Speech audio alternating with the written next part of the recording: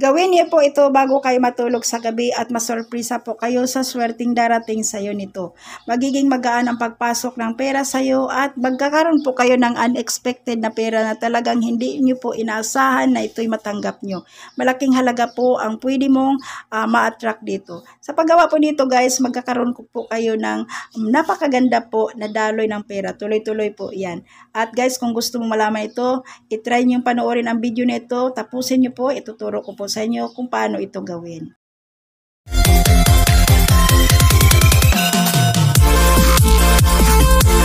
Gusto mo talagang tuloy-tuloy ang pasok ng pera sa iyo guys, itry niyo po ang paraan na ito. Isa ito sa pinakamalakas po mag-attract ng pera. And then magkakaroon ka dito ng mga unexpected na pera na hindi niyo po talaga inaasahan na matanggap mo. Kaya guys, napakaganda po nito, gawin niyo po ito, no? Kung kayo man po ay talagang gipit na gipit ngayon, itry niyo po itong manifestation na ito. Ang gagawin niyo po guys, bago kayo matulog sa gabi, ayan, umpisahan mo itong gawin po sa araw ng Biyernes or sa araw ng Martes. At gawin niyo po ito 7 days po successive po.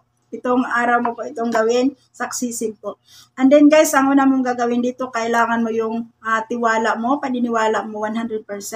At gagawin mo po ito dahil naniniwala ka na may swerteng darating sa'yo. Ayan guys, no? At ito po guys, kailangan mo dito yung pera. So, kung may pera na po kayo guys, mayroon po kayong kandila na puti. Ayan, ayan, and then ready na po. So, ang una mong gagawin guys, mag-salt cleansing muna kayo. Sa isang timba na tubig po, bago mo ito gawin guys, mag-salt cleansing. So, ang salt cleansing po na aking sinasabi, sa isang timba po na tubig, lagyan nyo ng isang kutsarang asin, and then dasalan po ninyo. And then mag-half bath kayo, or magpunas kayo guys. Kailangan basain mo yun, tanggalin mo yung mga hindi maganda sa katawan natin. So, salt cleansing, importante po yan. Ang salt po ay talagang cleansing po yan sa atin. And then, para po maka-absorb yung swerte. Ngayon po, pagkatapos mo ng banlaw sa iyong katawan gamit yung asin na may tubig, ang gagawin nyo po, dampi-dampi lang po sa towel guys. Huwag mo siyang masyadong patuyuin. And then, magbihis na po kayo. And then, mag-start ka na sa gagawin mo. Magsindi ka ng kandila na puti, and then, iharap mo siya. And then, kailangan po yung lugar kung saan kayo gagawa nito ay nasa pwesto po kayo na nakaharap sa may silangan. And then, again, ulitin ko po, umpisan mo sa araw ng Martes or sa araw po ng Biyernes bago ka matulog po. So, ngayon kukuha ka po ng pera. Ang gagawin niyo po sa pera guys, ito po, hawakan niyo po ito and then mag-manifest po kayo dito. Guys, hindi po masama guys na tayo po ay talagang naniniwala tayo sa manifestation. So ngayon gagawin niyo po ito, and then pagkatapos po guys ng hawak mo na po ito, mag-manifest ka dito. Banggitin mo muna yung pangalan mo ng 7 times. I am Cecilia Umahuni, yung tunay niyo pong pangalan. And then habang binabanggit niyo po ang yung pangalan guys, kailangan po nakafocus po kayo sa universe. Parang i-connect mo yung sarili mo sa universe. And then next po, banggitin niyo po, I am a money magnet. I am a money magnet. 7 times, I am a money magnet. Habang binabanggit niyo yung I am a money magnet, kailangan po yung focus mo ando doon. And then i-feel mo po na you are a money magnet. Money come to me abundantly. I attract money.